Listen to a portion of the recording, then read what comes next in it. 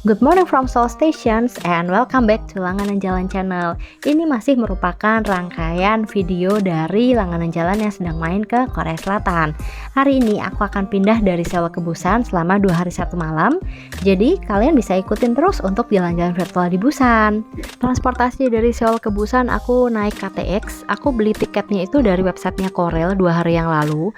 Harga tiket PP-nya 110.000 won dan kalau di kurs rupiah itu sekitar 1,3 juta per orangnya. Sebenarnya tiketnya itu bisa beli langsung juga, cuman kemarin waktu aku beli dari website mau pilih jadwal yang agak pagian itu juga udah penuh, jadi baru dapat jadwal yang agak siangan. Jadi kalau mau lebih aman untuk pastiin jamnya, mendingan belinya dari website aja. Jadwal keberangkatan jam setengah 10. Tadi jalan dari hotel jam 7 pagi, soalnya perlu check out pagi, terus masih harus sarapan juga.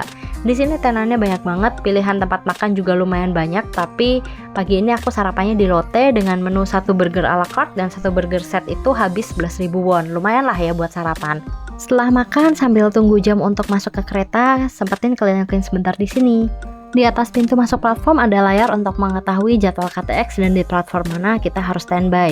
Di dalam area ini juga ada tempat duduk dan bisa beli sarapan juga di sini. Jadi kalau misalkan di luar kursinya penuh, kalian bisa masuk ke sini supaya nggak capek berdiri. Setelah nomor platform keretaku muncul, aku langsung turun untuk nunggu keretanya di bagian bawah. Begitu keretanya sampai, aku langsung sempetin foto dulu dong, kan pengalaman pertama. Habis itu langsung cari gerbong dan tempat duduk sesuai tiketnya. Keretanya jalan benar-benar tepat waktu. Perjalanan dari Seoul ke Busan butuh waktu sekitar 3 jam. Jadi estimasi sampai ke Busan itu jam 12 lebih 40 menit. Sepanjang perjalanan nikmatin view aja sambil ngopi, nyicil bikin konten, dan pastinya nggak bisa tidur sih. Karena kemarin koper besarnya udah aku titipin di hotel, jadi ke Busan itu aku cuma buat tas ransel dan 1 tas tenteng isinya pakaian. Akhirnya sampai di Busan Station. Sampai sini mau langsung main dulu baru ke hotel. Terus pas ke atas aku nemuin locker dong, jadi topiklah untuk cari pengalaman nitip barang plus anti ribet jalan-jalan. Ada 3 jenis ukuran locker yang ditawarkan dengan rate yang berbeda, dan untuk sewanya itu dari 2 jam lalu kelipatan 12 jam. Untuk pakai ini tuh gampang banget, kita tinggal pilih storage, terus nanti akan muncul di layar locker mana yang kosong, kita pilih, terus kita tinggal masukin password. Kalau udah selesai tinggal bayar deh, dan pembayarannya itu bisa pakai kartu T-money, jadi nggak pakai ribet ya. Urusan tentengan udah kelar, sekarang waktunya untuk jalan-jalan. Begitu keluar dari Busan Station, udah berasa banget, beda banget sih sama Seoul. Kalau di Busan itu rasanya itu apa ya, cuacanya lebih hangat, terus udaranya sih tetap segar ya. Cuman nggak tahu, suasananya tuh kayak kita lagi main ke area pantai gitu loh. Tapi meskipun di sini panas, cuacanya itu nggak yang sampai panas menyengat ke kulit gitu sih. Di Busan itu banyak tempat yang bisa kita kunjungin untuk main-main ataupun cuman sekedar jalan-jalan. Jadi kalau kalian mau ke Busan, mendingan sambil cari di peta juga, cek di Naver Map jaraknya berapa dari penginapan. Jadi kalian bisa atur rutenya kemana. Kalau misalkan sampai Busan tuh kemana dulu, terus besoknya kemana supaya lebih efektif. Transportasi di Busan kalian bisa pakai bis, tapi bisa juga pakai taksi kalau mau lebih cepat. Cuman kalau kalian anaknya ekonomis kayak aku, mendingan sih pakai bis aja sambil bisa lihat-lihat, terus uangnya bisa buat main-main deh. Tujuan pertamaku, aku mau main ke Songdo Marine Cable Car atau Busan Air Cruise. Jadi itu bisa naik bis dari depan Busan Station, jaraknya itu kurang lebih akan memakan waktu sekitar 1 jam sampai ke sana. Setelah sampai di halte tujuan, kita masih harus jalan lagi sekitar 15 menit untuk ke area Songdo Marine Cable Car-nya. Tapi sebelum naik cable car, kita mau jalan-jalan dulu ya, karena di dekat area Busan Air Cruise atau cable car ini ada yang namanya Songdo Skywalk, di mana ada 1 jalur kita itu bisa jalan dan jalannya itu di atas laut. Di deretan antara cable car menuju ke area Songdo Skywalk ini banyak banget resto yang menyajikan live seafood. Jadi kalian bisa langsung pilih seafood hidup langsung nanti dimasak. Dan di sini variasi ikannya tuh banyak banget ya. Bahkan ada beberapa ikan yang aku sebelumnya belum pernah lihat juga sih. Itu juga dijual di sini. Dari sini kita juga udah bisa lihat gate Songdo Skywalk-nya. Jadi kita akan langsung menuju ke sana. Untuk area Skywalk-nya sendiri masih di bagian agak depan, tapi dari sini kita udah bisa melihat view dari pantai Songdo. Kita juga udah bisa lihat Busan Air Cruise yang udah lalu lalang, karena ini emang areanya tuh deket banget ya. Dari sini kita juga akan ngelewatin terowongan. Sebenarnya bukan terowongan, tapi kayak tadi batu besar itu ada celahnya gitu di bawah, dan di situ ada juga gambar kura-kura dan informasi kura-kura.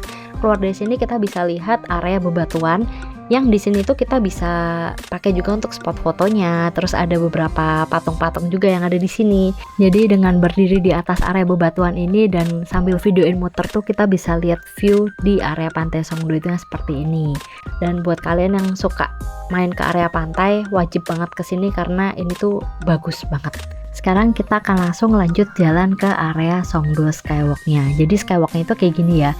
Di bawah ini tuh kita bisa lihat batu-batu yang ada di bawahnya. Terus kita juga bisa jalan agak ke tengah. Kalau ditanya ngeri atau enggak, buat aku nggak ngeri sih. Cuman mungkin untuk beberapa orang ini agak-agak ngeri ya. Jadi kalau misalkan emang nggak terlalu berani, jangan dipaksain deh. Karena jalannya untuk ke depan itu masih lumayan panjang sih. Dan di atas ini benar-benar lintasan cable car. Jadi nanti kalau misalkan aku naik cable car, jadi pasti aku akan lihat juga nih area Songdo Skywalk ini. Ini ujung dari area Skywalk-nya. Di sini juga ada teropong yang bisa kita pakai untuk lihat view di tengah lautnya itu seperti apa biar lebih jelas. Setelah puas jalan-jalan di sini, kita langsung menuju ke area cable car-nya. Tiket cable car aku beli semalam via online, harganya 240.000 per orang untuk PP, dan aku pilih itu yang crystal cabin, jadi bawahnya itu kaca. Kalau yang nggak kaca, harga tiketnya lebih murah 50-60 ribu. Tiket juga bisa dibeli langsung di loket, harganya 20.000 won kalau yang crystal cabin. Walaupun beli via online, tetap harus ke loket untuk print tiketnya. Setelah itu kita naik ke area keberangkatan. Waktu sampai di atas, kita itu semuanya dibagi permen, dan ini tuh udah dibagi ya, line antara yang cabin regular itu di line biru, yang crystal tuh yang merah. Ini dia cable car-nya. Dan untuk di cable car ini menurut aku lumayan eksklusif ya, karena kalau misalkan kita datangnya cuma berdua, ya udah dalam satu car itu cuma berdua, nggak digabung sama yang lainnya. Pintu cable car-nya akan menutup otomatis setelah lewatin sensor, dan ini bedanya kalau misalkan crystal cabin itu bawahnya kaca. Jadi pas nanti kita di atas, kita itu bisa lihat view di bawahnya itu kayak apa. Tapi kalau misalkan cabin yang regular, bawahnya itu benar-benar ketutup, jadi kita nggak dapat view apa-apa dari atas. Dari port keberangkatan sampai ke ujung itu 20 menit, jadi kalau PP kurang lebih 40 menit. Dari atas ini selain kita bisa lihat view, kita juga bisa dapat panasnya sinar matahari, karena ini mataharinya lagi panas banget dan posisinya di atas, jadi pas banget ya. Dan ternyata waktu sampai di ujung itu tuh kita nggak langsung diputerin balik lagi, tapi kita disuruh turun semua supaya kita bisa menikmati di area Songdo Skypark-nya. Di sini kita bisa lihat ada apa ya, bentuknya naga. Ini tuh biasanya disebut Dragon of Wishes. Jadi ini tuh dipercaya bisa membantu mewujudkan keinginan kita. Ada juga area Snail Garden. Jadi di sini tuh ada bentuk-bentuk siput dengan warna kuning, dan dekorasinya tuh lucu banget sih buat anak-anak. Ada juga area yang bisa dipakai buat muter-muter tuh, aku nggak tahu namanya. Terus ada juga area Dino Adventure. Jadi di sini kita bisa lihat berbagai macam dino yang udah ada di sini. Terus kalau misalkan kita lanjut terus itu ada juga area untuk tamannya. Jadi kita bisa juga jalan-jalan di area dalam sini. Ini tuh semuanya letaknya ada di lantai 1, dan ini tuh semuanya gratis, kita nggak dikenakan biaya lagi. Setelah dari sini jangan lupa untuk kita harus dan wajib banget naik ke area lantai 3. Jadi di lantai 3 itu ada Sky Harbor Observatory Platform. Jadi dari sini kita bisa lihat view laut dari sisi atas. Terus banyak banget spot-spot foto yang bisa kita manfaatkan di sini, dan view-nya itu bagus banget. Jadi dengan beli tiket Busan Air Cruise, walaupun cuma one way atau round trip, kita semuanya itu bisa menikmati area di sini for free. Jadi nggak ada dipungut biaya kecuali kalau kita ada pesan makan atau minuman. Setelah puas foto-foto dan lihat-lihat di area tadi, kita akan balik lagi karena aku beli tiket round trip. Jadi kita akan naik lagi cable car-nya untuk kembali ke port yang awal. Perjalanan baliknya lebih enak sih karena nggak terlalu panas, soalnya ini udah lumayan agak sore juga, jadi mataharinya udah mulai menyingkir. Pas pulangnya dari Crystal Fort kita bisa lihat area Songdo Skywalk yang tadi aku sempat jalan-jalan. Jadi kalau kalian lihat jalannya itu lumayan agak ke tengah ya. Dari sini aku akan balik dulu ke Busan Station untuk ambil tasnya, baru dari situ akan menuju ke hotel. Ini kita udah sampai di area Pantai Hande. Jadi memang hotel aku pilih itu ada di area sini. Tadi dari area Songdo sampai ke sini tuh lumayan sih ya, sekitar 40 menitan lah. Terus baru sampai, dan ini udah lumayan sore. Terus karena udah deket pantai, ya udah jadi kita jalan menuju ke hotelnya sambil melipir-melipir di pinggiran pantai aja kali ya. Sebenarnya hotel yang aku tempatin sama Pantai Hande itu jaraknya deket banget, bahkan mungkin nggak nyampe 5 menit sih kalau sesuai yang ada di map. Cuman karena tadi salah berhenti karena kelewatan satu halte bis, jadi sekarang jalannya lebih jauh waktu menuju ke hotel. Hotelnya itu masuk di salah satu jalan yang ada di seberang Pantai Hande. Nah ini sekarang kita udah deket dan ternyata di hotelnya ini tuh ada e-mart, jadi enak banget ya kalau misalkan nanti tengah malam lapar pun tinggal turun ke bawah beres. Selama di Busan aku akan nginep di Ibis Ambassador Busan Hyundai. Jadi aku akan nginep semalam di sini. Setelah check-in dan beres-beres, kita langsung jalan lagi karena malam ini rencananya aku mau main ke Busan X The Sky. Jadi Busan X The Sky ini adalah observatorium di Busan, dimana nanti tuh kita bisa lihat Busan dari lantai 100. Kayaknya sih bakalan seru dan bagus banget sih kalau ngeliat view dari lantai 100 terus udah malam karena pasti banyak banget lampu-lampunya. Setelah turun dari halte bis langsung cari lokasinya. Dan tadi tuh sempat muter-muter karena agak bingung juga sih, di sini tuh gedungnya tinggi-tinggi semua dan towernya itu banyak. Jadi akhirnya tadi tuh dikasih tahu kalau harus masuk ke mall dulu, turun ke lantai 1 terus keluar ke arah yang dekat pantai. Jadi ini kita udah sampai ke area pinggir pantainya. Nah, ini udah kelihatan sign-nya Busan X The Sky. Areanya itu di seberangnya. Dan di sini aku berhenti dulu soalnya aku mau beli tiketnya karena tadi belum beli tiket. Untuk masuk ke observatorium, harga tiketnya itu 240.000 per orang. Tadi aku belinya online dan bisa langsung dipakai. Kalau mau beli langsung di sini juga bisa, harganya 27.000. Jadi nanti tinggal dipilih-pilih aja menurut kalian mana yang lebih murah. Jadi untuk ke Busan Observatorium lantai 98 sampai 100 tuh liftnya emang terpisah. Terus katanya di dalam liftnya tuh ada tontonannya dan untuk sampai ke lantai 100 tuh nggak nyampe 1 menit. Oh, bikin penasaran banget sih. Sekarang kita menuju ke lift dan kita akan naik ke lantai 100.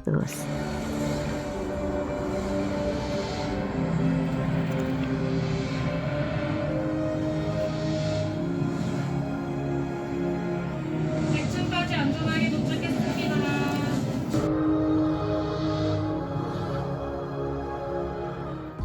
Sampai di lantai 100 dan ini bener-bener liftnya itu cepet banget, nggak sampai 1 menit udah nyampe di lantai 100. Entertainment di dalam liftnya itu juga bagus. Terus begitu turun tuh telinga rasanya cuman agak kayak berdengung gitu ya karena mungkin saking cepatnya. Dan sampai di sini tuh kita nanti tinggal ngikutin flow dan ini kota Busan yang bisa kita lihat dari observatorium.